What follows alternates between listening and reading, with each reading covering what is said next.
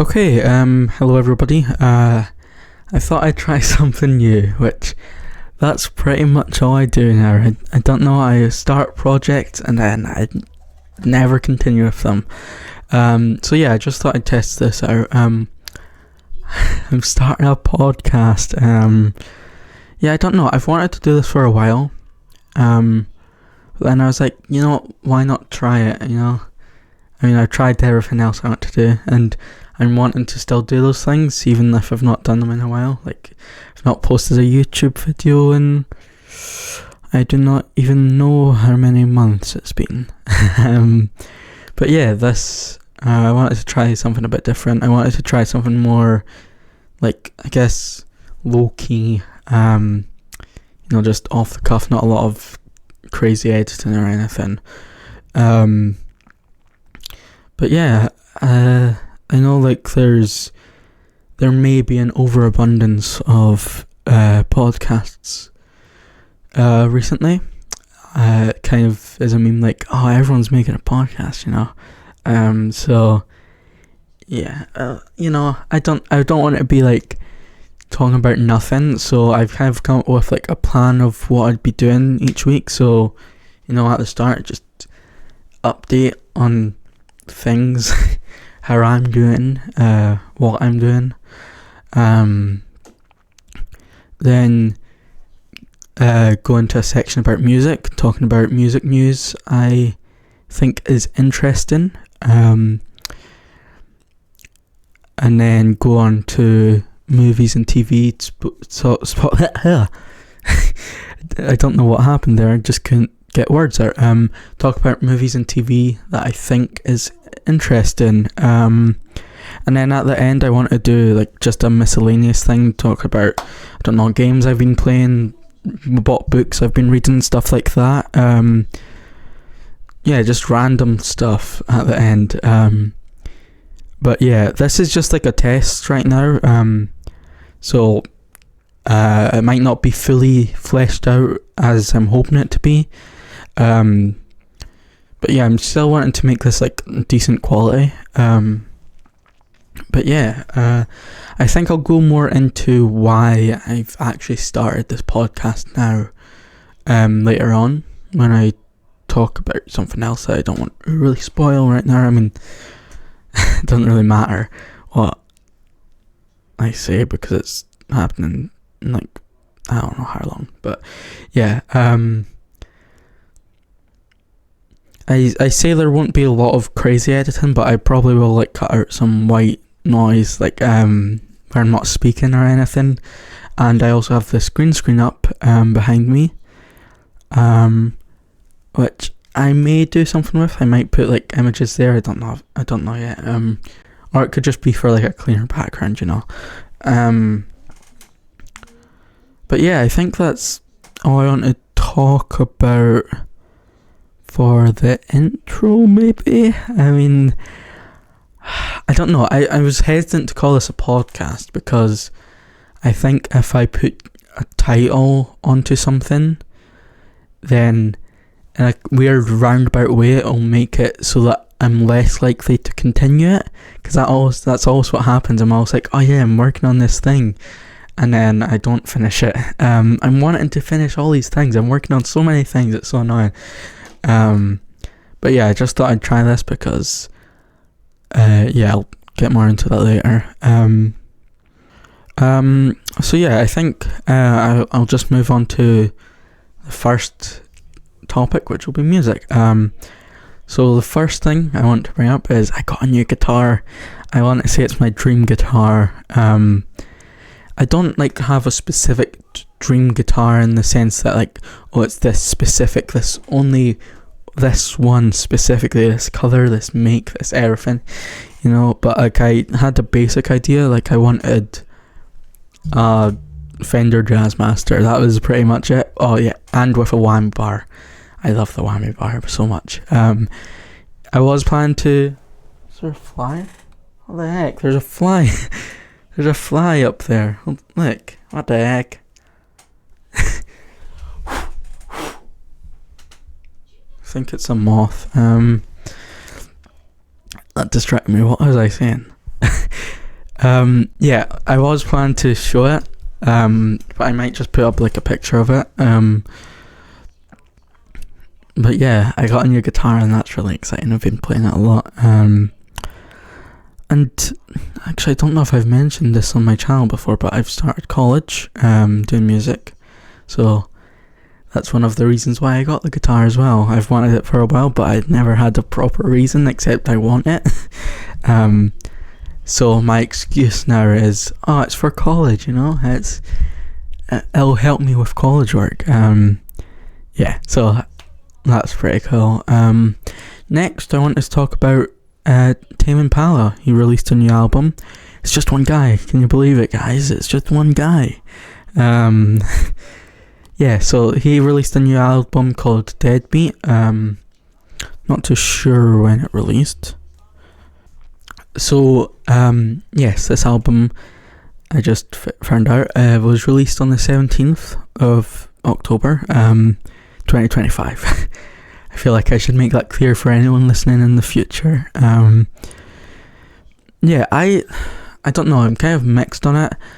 I appreciate the experiment for him because it's kind of more of like a dance album than anything else, which as a dance album I think it's decent. It's not bad, but I do think it's his weakest album yet. It's his 5th studio album, I'm pretty sure, correct me if I'm wrong. But yeah, I think it's okay. I'd give it like a 4 or a 5 if I was going to give it a rating out of 10. I saw Anthony Fantano rate it 2, which I think is a bit harsh, but he's infamous. How do you say infinite? Infamous? Infamous. No, it's infamous, isn't it? Yeah, he's infamous for that. Yeah, so I mean, I think 2 out of 10 is a bit harsh. I mean, it's not his best album. Definitely not his best album. Probably his worst album. But I wouldn't go as far to give it a 2 out of 10. Yeah, so I mean, I am slightly disappointed with the album. I was wanting some more. The single he released for it, I quite liked. But sadly, yeah, he's not sticking with that, which is a bit annoying. So this next one, I didn't hear about this until I was doing like a bit of research for this. Apparently Lizzo is getting sued. I'd not done too much research into it. I was about to, but I completely forgot. So I don't know, it's quite confusing. I don't know if Lizzo put it on her story. The article I was reading was a bit confusing, but there's this unreleased song by Lizzo, and apparently it makes fun of Sydney Sweeney for that. Jeans, I can't even remember what it's called. The advert to do with jeans, that is seen as white supremacist, which I understand that the wording was very strange. I don't know why they did that. But yeah, so apparently that song made fun of her for that, but that's not what she's getting sued over. She's getting sued over the fact that it sounds like a song from the 70s called Win or Lose. I've not listened to either, so I can't say for certain if that's true, or say my opinion on if it's true or not. But what really confused me about this is I'm pretty sure it's unreleased. It's an unreleased song, so how is she getting sued for a song that she's not even making money off of? That doesn't make sense to me. I mean, Lizzo's been getting a lot of controversies. She's been in a lot of controversies. I don't have a strong opinion on her. I think she's fine. I mean, her music's pretty decent. I didn't like her song for the Barbie movie though. I mean, I liked most of the songs for the Barbie movie, but that one I just didn't like it. I didn't think it was good. Yeah, I don't know.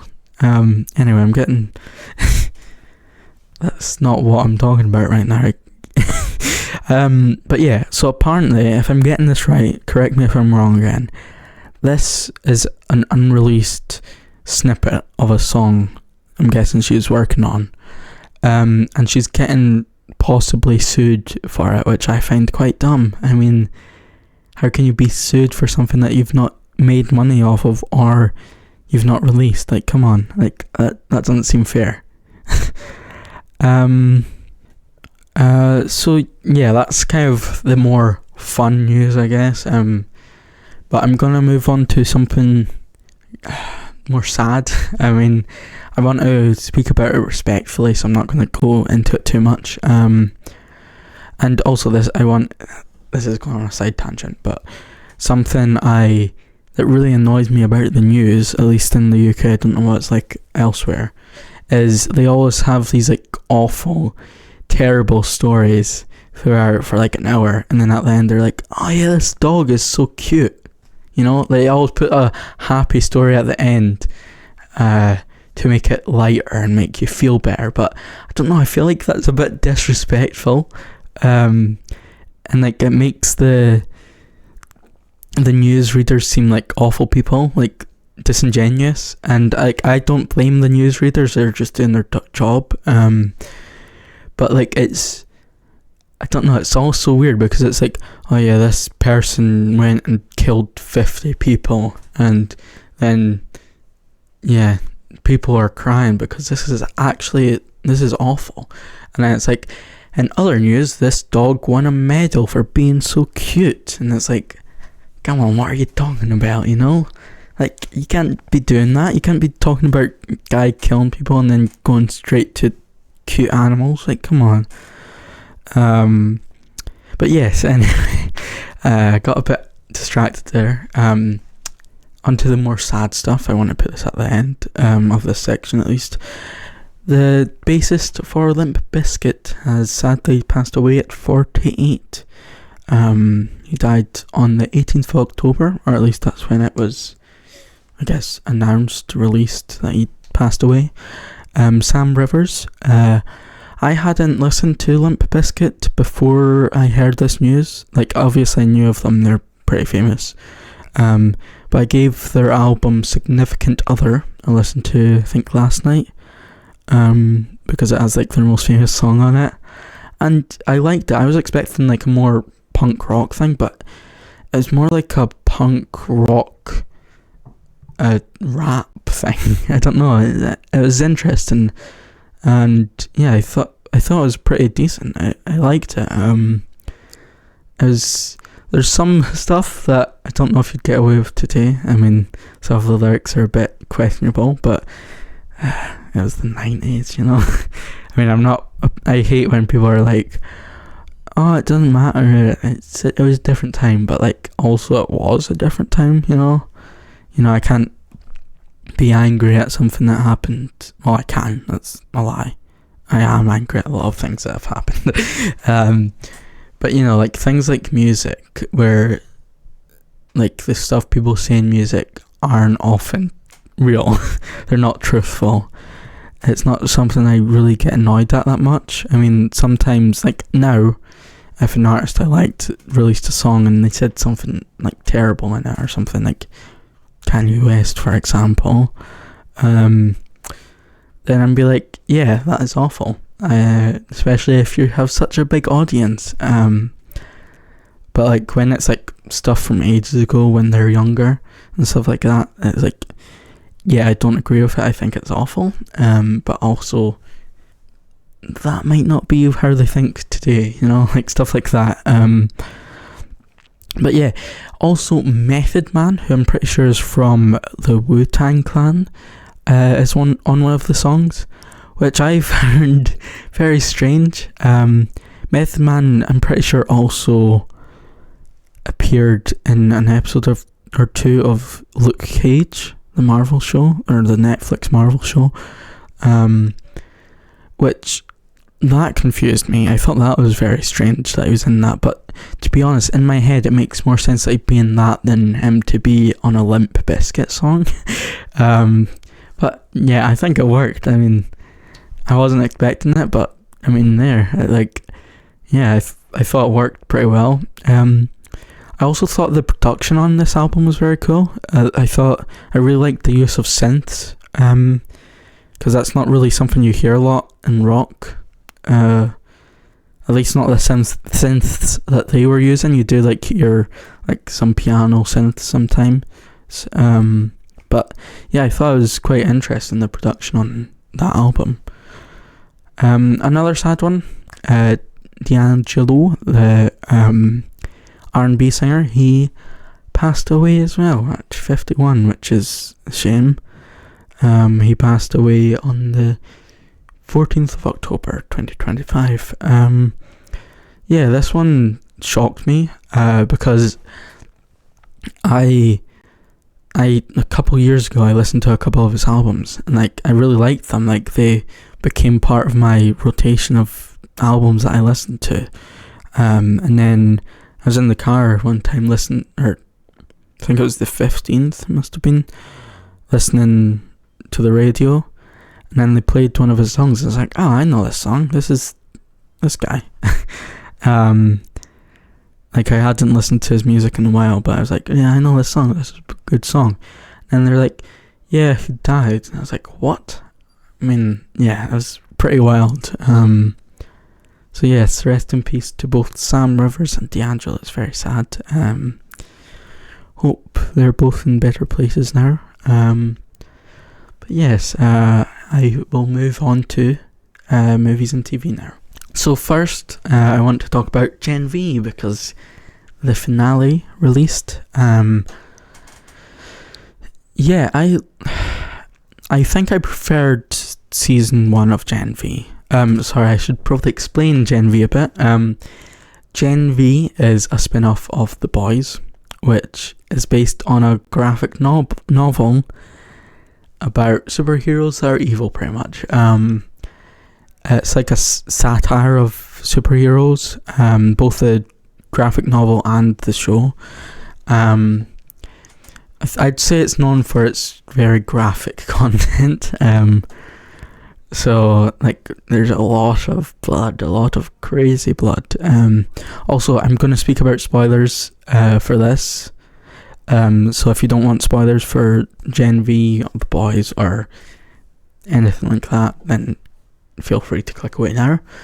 But yeah, as I was saying, I think I prefer the first season of Gen V more than the second season. I felt when watching the first season of Gen V, it did take me a minute to actually get into into the rhythm of watching it, because I started watching it after season 4, The Boys after season 4 dropped. Excuse me.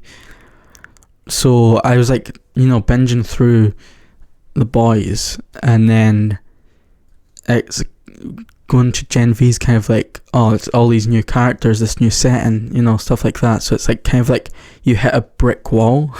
You're going really fast, and then you hit a brick wall, and then it kind of calls you, and it's this is I'm a bit confused now. This takes a bit of getting used to. I need to get back on my bike, but I'm a bit sore from hitting the wall.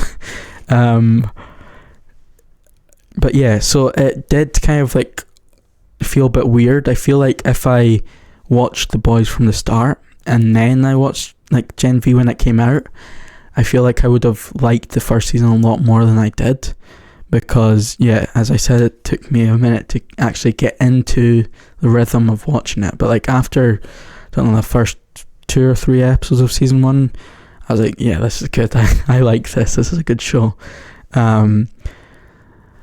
But with this season, I did feel, even though I finished Boys season 4 ages ago, I found this a bit more difficult to get into than the first season.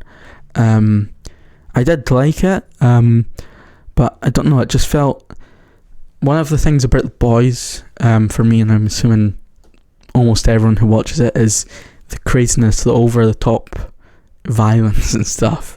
It's just one of those things that's so extreme that it's just kind of funny, I guess, in a way. And I didn't really feel that Gen V season 2 had this until like the third last episode, maybe. I do appreciate it though, because they worked more on like exploring the characters and their minds and stuff, which I thought was quite interesting, because it's not really a thing you think for the boys. I mean, like, you do get to know all these characters, obviously that's what you do in shows, but this, it kind of felt like more of a character driven deep dive into these people that we didn't get in the past seasons of The Boys or Gen V. I mean, obviously, again, we did have a bit of that, but this felt more focused on that. And I found it interesting, like, the first season, they touched on a bit how some of the some of the characters, to use their powers, they had to self-harm. But this season, they delved into it a lot more, which I thought worked really well. It was interesting. Like, they touched on it a bit in the first season. They're like, oh yeah, they do these things, and it's like that, and it's bad. But, you know, it's just this thing that they have to do. But in this season, it's like, no, we're more than that. We can do this without having to do that, which I think was a good representation of self-harm. And I think they touched on it very well. I think it's a difficult topic to talk about in general, but it's also a difficult topic to talk about well. So I think they did that pretty well. Also, this was spoke about more in season 1, not in this season, but in the other thing, is, what's their name? Give me a minute, I can't believe my mind has stopped. Yes, I can't believe I forgot that, but the fact that Jordan can switch genders, which is obviously like a allegory for trans people, and they did talk about this quite a lot in the last season, but I think they delved more into it this season, and again, I thought that was pretty well. I mean, I don't have experience with these things, but from an outsider view, I thought they handled it pretty well. And also this one, I'm a bit mixed on. I think they handled it well, but again, it's not really for me to say.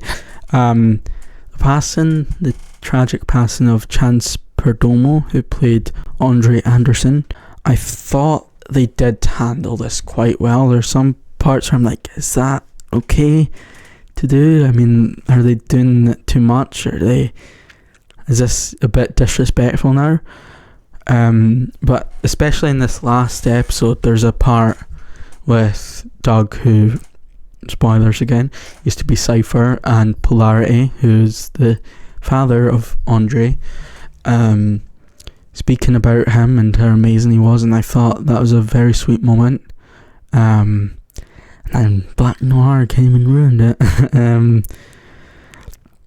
But yeah, that was, I think that's where they handled it the best, because, like, I mean, I've always thought it must be difficult when an actor in a show dies, how to handle it.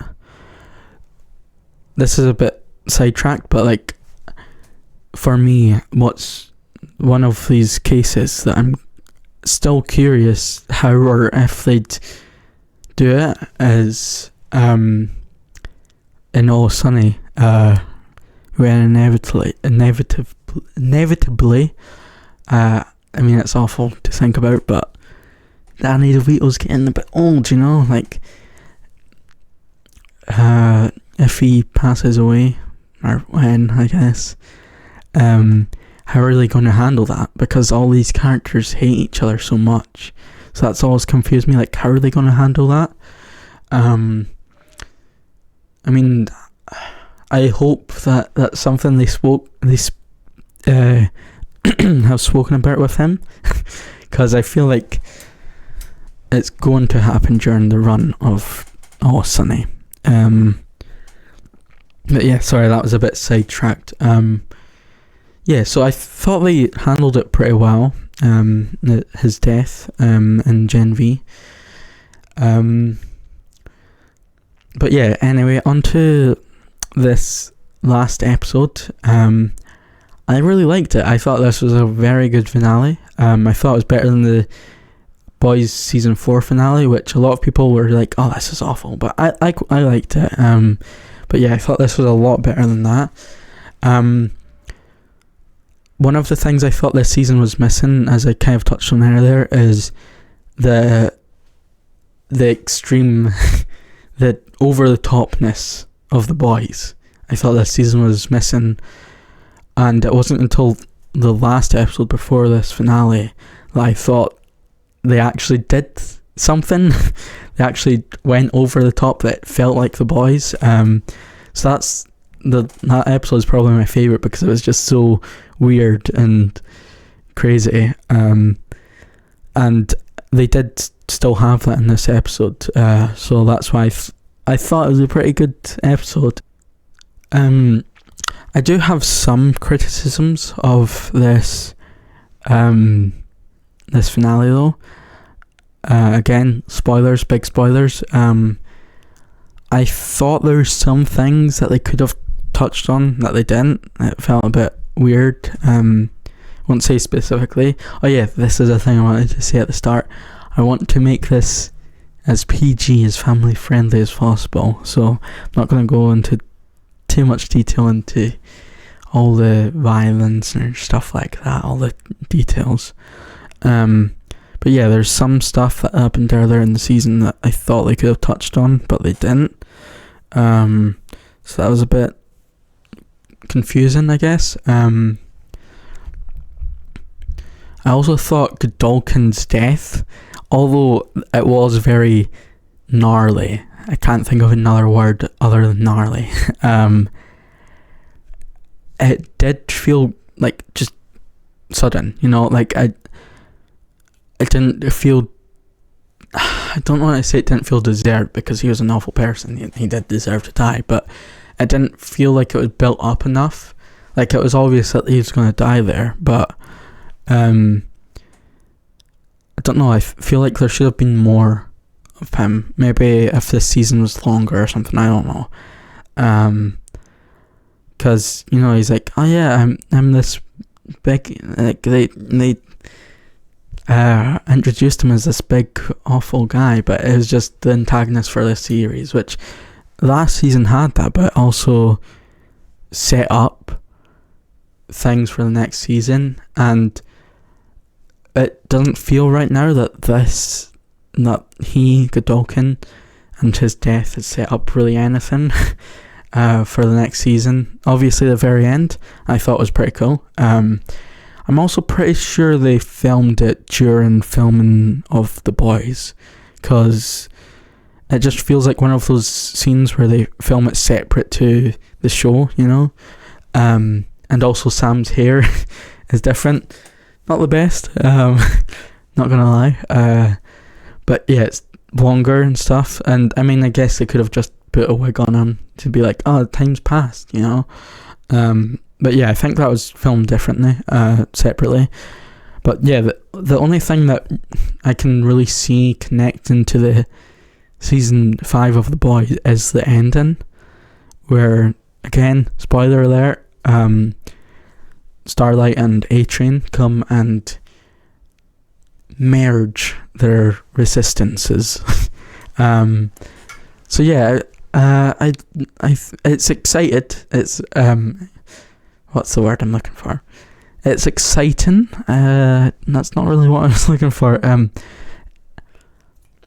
It's made me excited for season 5. I was already excited, but it's made me more excited because there's more, there's more information about it in there, so there's more to be excited about. Anyway, I spoke about that long enough, I think. There might be more stuff that I wanted to speak about, but I cannot remember. Next, I want to speak about Sinners. I just watched that today. Very good movie. I was expecting it to be good. I wanted to see it when it came out, but I just never got round to it. And Dead Meat is doing the kill count on that tomorrow, actually. That's another thing I forgot to bring up at the start. I'm wanting to do this. I'm recording this on Thursday, the 23rd of October, and I'm expecting it to go up on Sunday. And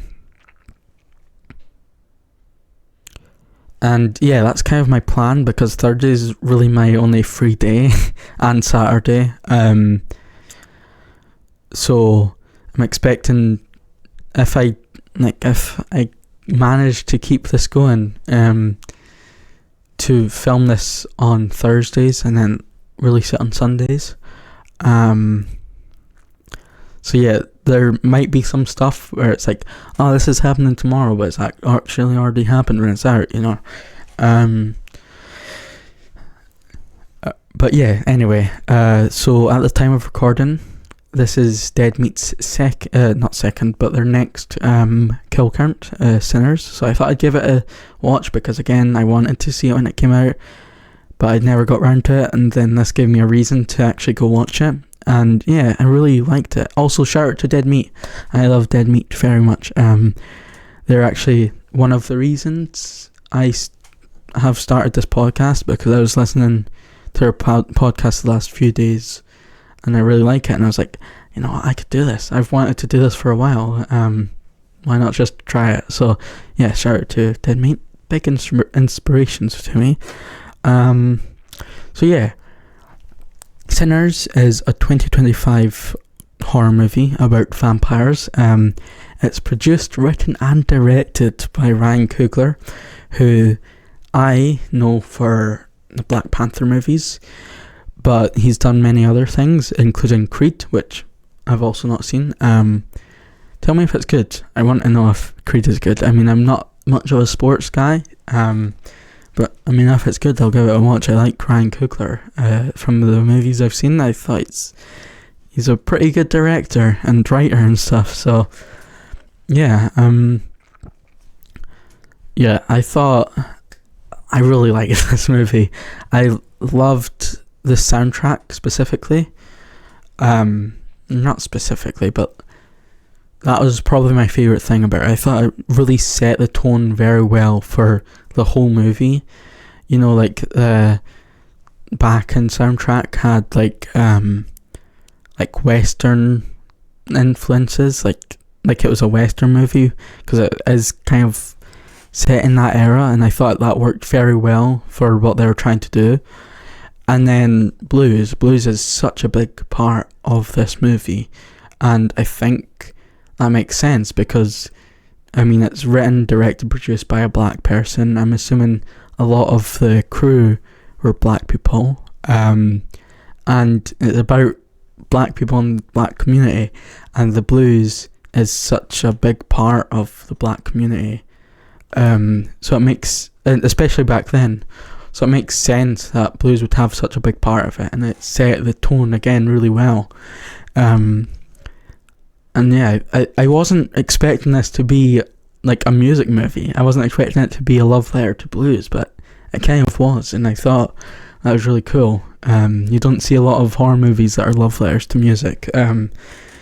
One thing I noticed in this movie a lot is there's some really cool, I think they're called one shots, or what are they called? I forgot what they're called, but like where it's like one shot, it doesn't cut or anything, or at least it doesn't look like it's cut, and I thought they were very cool. There's a lot of them. My favourite though, this is like the standard for this, for me, for this movie, was the scene at the club where Preacher Boy, that's what he went by, Sammy, that was his real name, or Sam or something. Yeah, he started playing his guitar, and I guess he was too good at guitar because he summoned vampires or whatever. yeah, there's more into it than that. That was a bit of a joke. But I thought that scene was very cool. I was not expecting a guy with a flying V guitar to show up. And that looked like it was all one shot. I don't know if it was, but it definitely looked like it. I thought it was done really well. It was so cool how it started off with this, classic blues song, and then we get this electric guitar playing crazy, and then it goes up and it's got these like traditional music, traditional players and stuff. And I thought not only was the scene shot incredibly and it looked incredible, but the genre blending of this was very cool. There's like a DJ, there's a DJ guy, there's like some 90s hip hop type things, like the synth, as in a lot of 90s hip hop, and it all worked so well and it looked amazing. And then it brought on the vampires, but yeah, I thought that's my favourite scene. Horror movies don't often scare me, and this one didn't. But yeah, I thought it was really good. I liked the concept of it. I don't think there's a lot of vampire movies. There's not a lot set in like the 30s, and like in that setting, and I thought it was very interesting and it worked very well. Something I also noticed is, it didn't end with this, but it was near the end. There's a sunrise, and that makes sense because it's vampires die in the sunlight. But Black Panther also had, again, not at the end, but close enough to the ending, a scene like that, which I doubt was intentional. I think it was just a coincidence, but I was like, oh, that's interesting. These movies end on a, quite a depressing but also hopeful note, and they're both with sunrises. I guess that's what the sunrise represents. It's a new day, it's a new beginning, stuff like that. But yeah, I thought that scene specifically was beautiful. I can't remember if I was speaking about anything else before I went on to that, but that scene, that was, to be honest, that was the most scary, the most haunting scene to me. All the bodies going away on fire. Again, it didn't really scare me, but I thought it was filmed very cool and it was really good. That there was a fire tornado, that was awesome. But yeah, that scene and the scene where he's playing the blues and it goes to like the future and the past and blah blah blah, those probably are my favourite two scenes in the movie. And also, I've got to bring it up, when he kills the KKK members, that was perfect. They didn't really speak about it much. It wasn't a big part of the story. It's how they got the barn and stuff. But it didn't really feel like a big part of the story.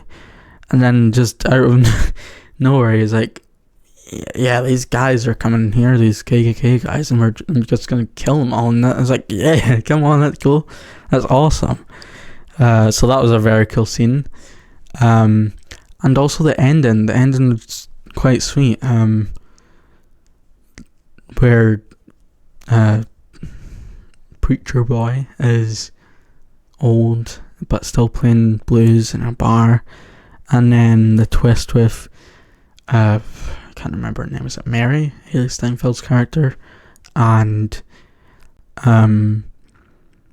Stack, I think. They are still alive. They're vampires and they're still alive, but they left him alone, which was nice, because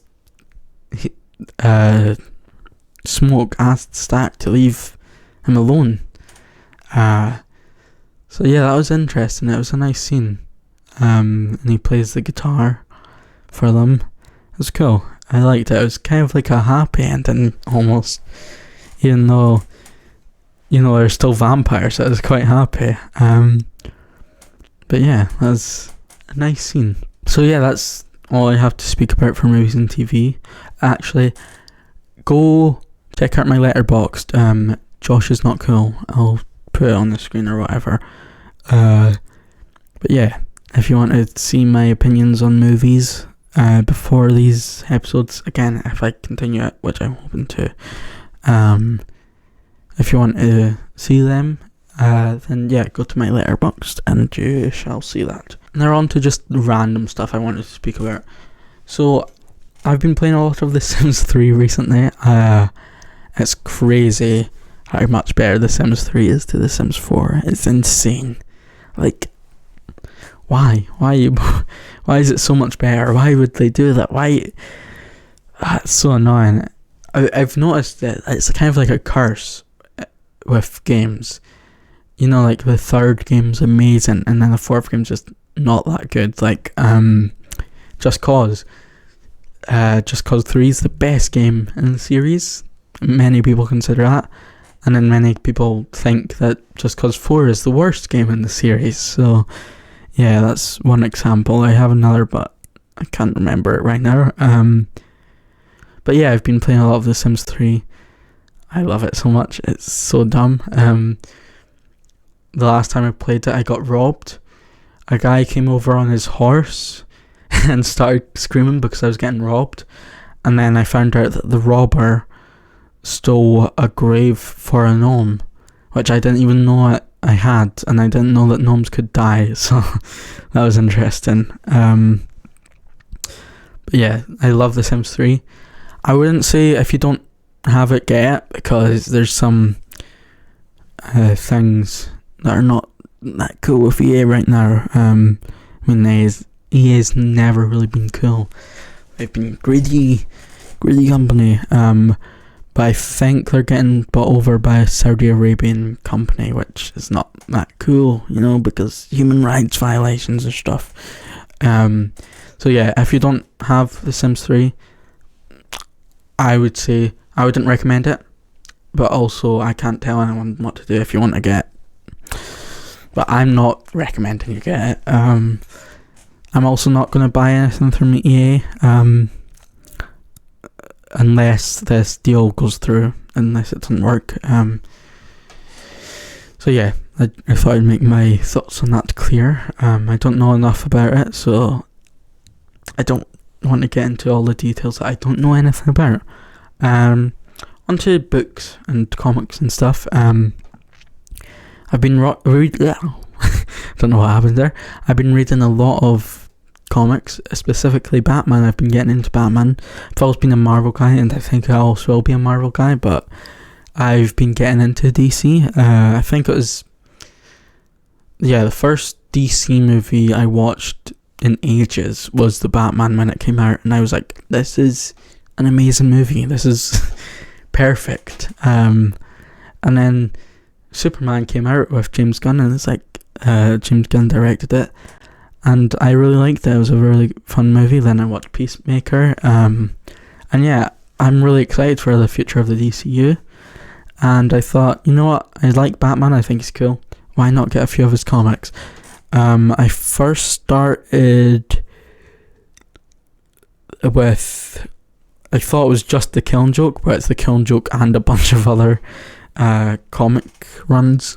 So yeah, I'm like halfway through that, I think. But right now I'm reading The Long Halloween, and I love it. I think it's written very well.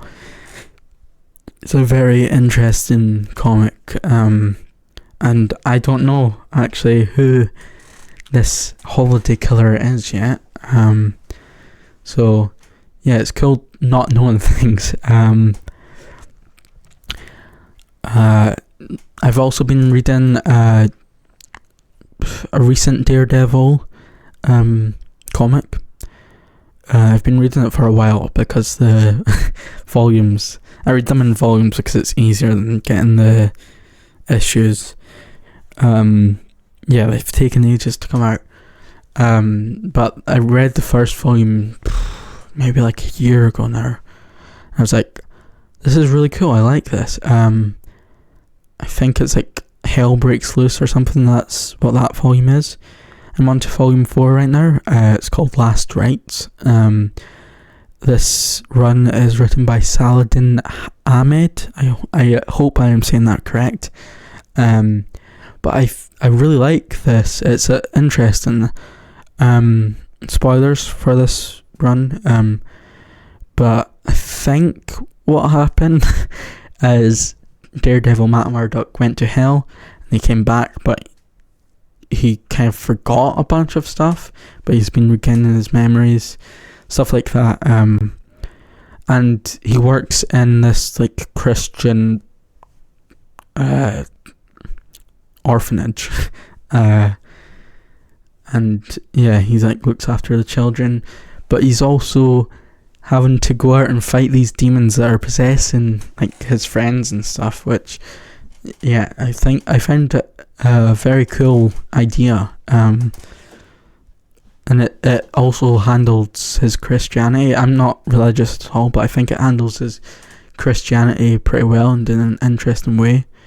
It's reminiscent of both the Daredevil Born Again comic and also season 3 of the Netflix Daredevil show, which I find people, like question things that they've known for so long. I find that stuff interesting.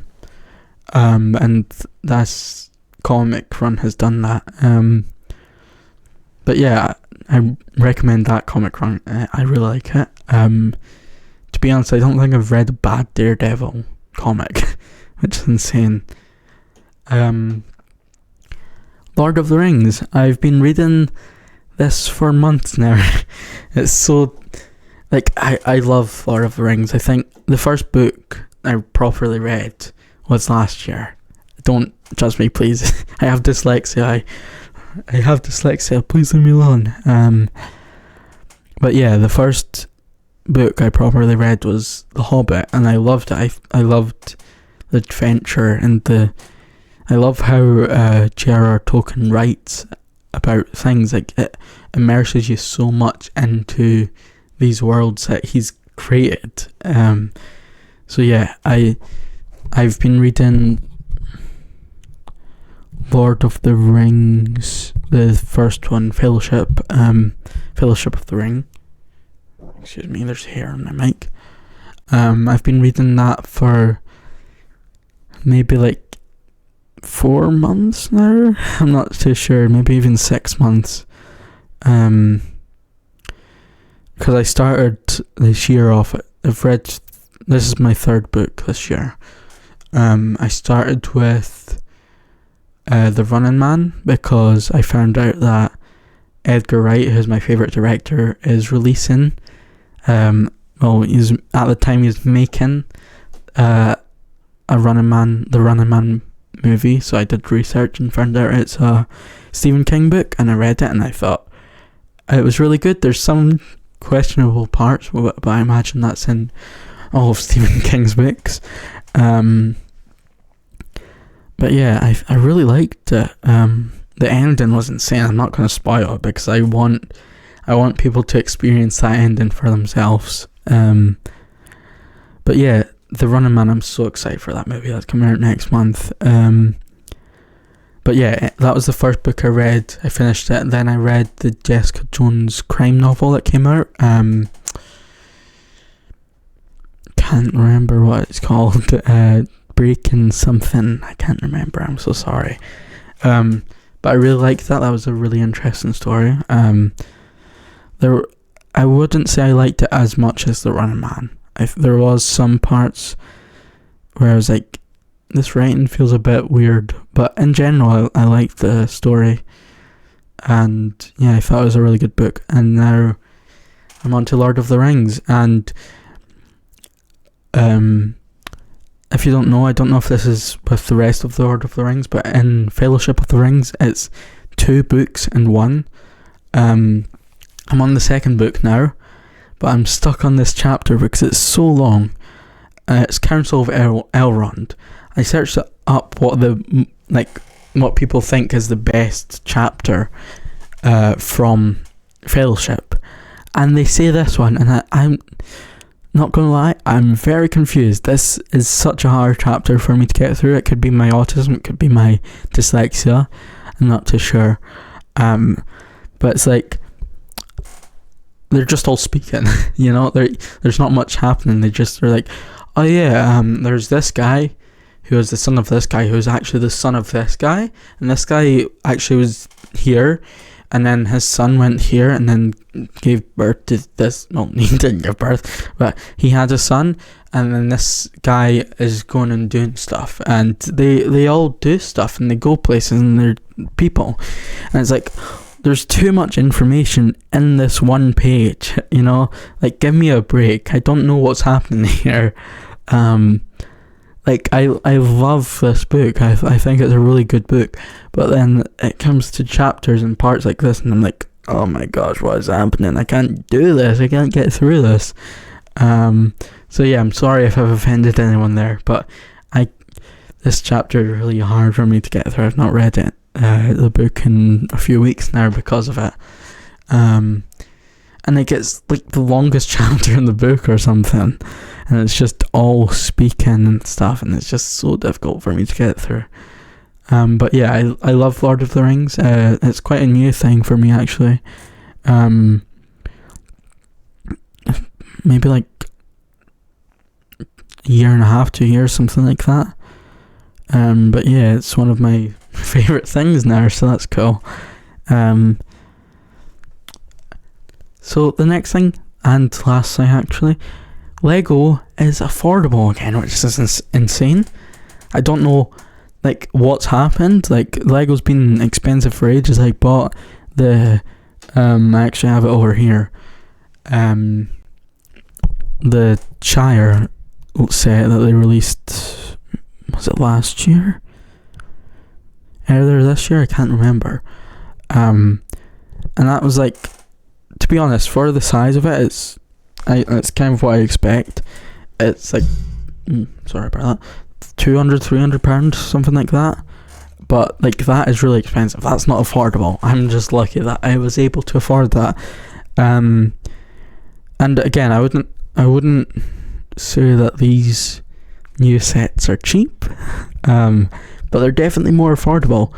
The one that I've seen everyone speaking about is the new DeLorean set with 2 minifigures, and it's like £35 or something. It's insane.